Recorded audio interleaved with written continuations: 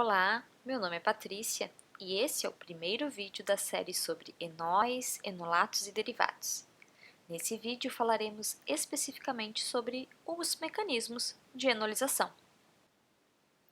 Compostos carbonílicos, quando em solução, se apresentam em equilíbrio com seu correspondente tautômero. Tautômeros são isômeros que estão em equilíbrio rápido.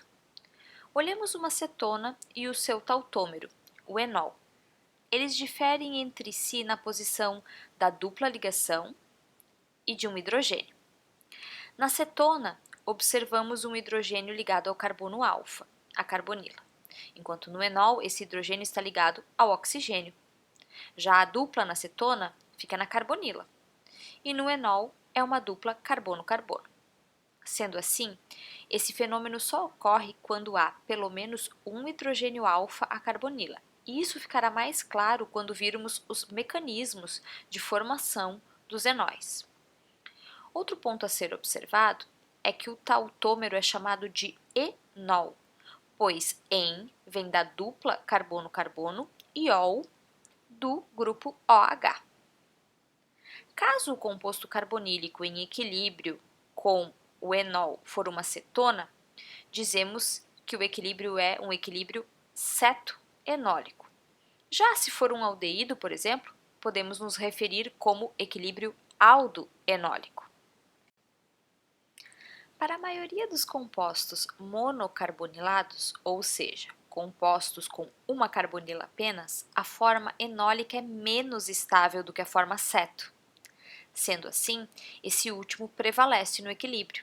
O exemplo mostra a acetona, presente em 99,9% no equilíbrio, e seu tautômero, presente em 0,1% no equilíbrio, em solução aquosa.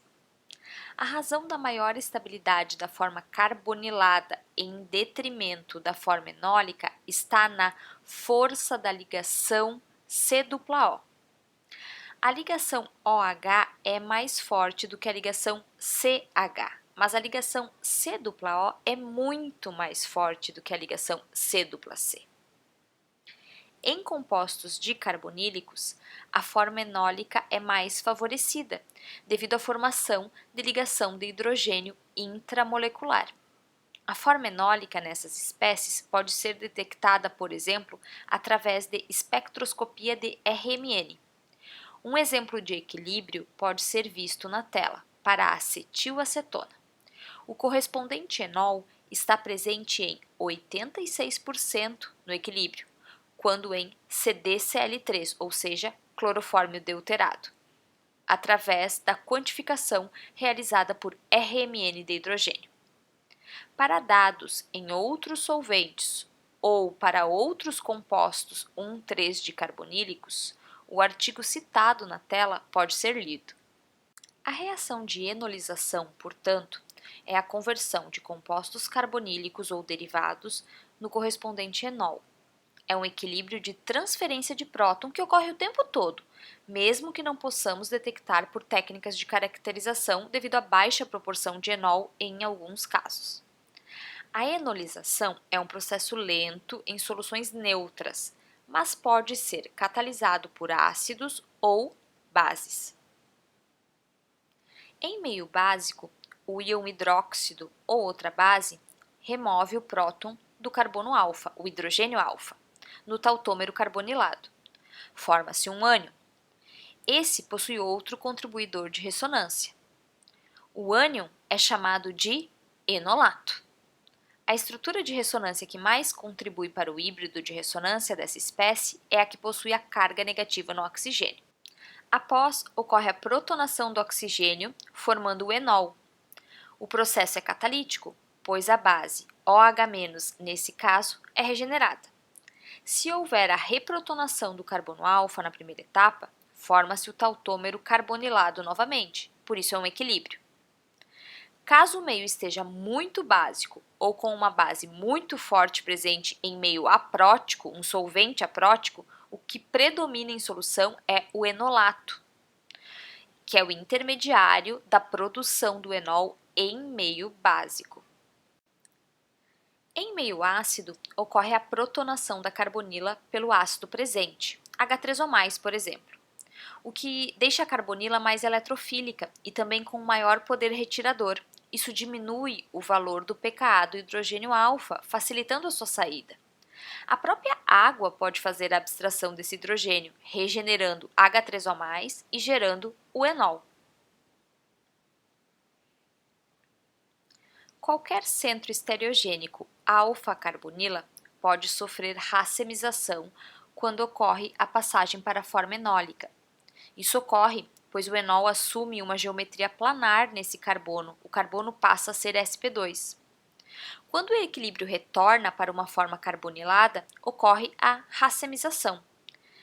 Claro que isso só ocorre quando a formação do correspondente enol é possível, ou seja, quando há pelo menos um hidrogênio alfa-carbonila.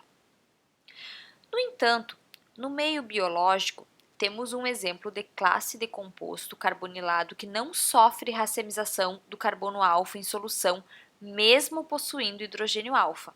São os aminoácidos. Eles são quirais e estáveis em solução, não racemizando em meio ácido ou básico. Em meio básico, o que ocorre é que o próton retirado é o do COOH do ácido carboxílico, pois esse é o sítio ácido da molécula. Como o primeiro passo do mecanismo em meio básico de enolização seria a desprotonação do hidrogênio alfa e ela não ocorre, o composto não enoliza. A prevenção da enolização previne, portanto, a racemização. Repare que o hidrogênio alfa permanece na molécula. Em meio ácido, a protonação ocorre no NH2, que é o sítio básico da molécula, prevenindo novamente a enolização. Em meio ácido, o primeiro passo da enolização seria a protonação da carbonila, prevenida com a protonação do NH2. A quiralidade é importante aos aminoácidos. Eles são constituintes de proteínas, enzimas e receptores. Sendo assim, é importante essa estabilidade. No entanto, se o NH2 for acetilado, conforme o exemplo na tela, a basicidade do nitrogênio é diminuída. A reação de acetilação do NH2 é uma reação de substituição acílica, vista em reações de derivados de ácidos carboxílicos. Sendo assim, quando submetido em meio ácido, a carbonila é o grupo mais básico, sendo protonada. Nesse caso, pode haver a enolização e, portanto, posterior racemização. Outra opção para enolizar um aminoácido é transformar o grupo ácido carboxílico em éster. Reações de esterificação são também reações de derivados de ácidos carboxílicos.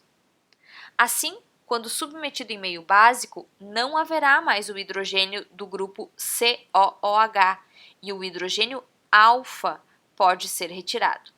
Com isso, pode haver enolização e racemização. Bem, no próximo vídeo falaremos sobre a nucleofilicidade de enóis e enolatos. Bons estudos!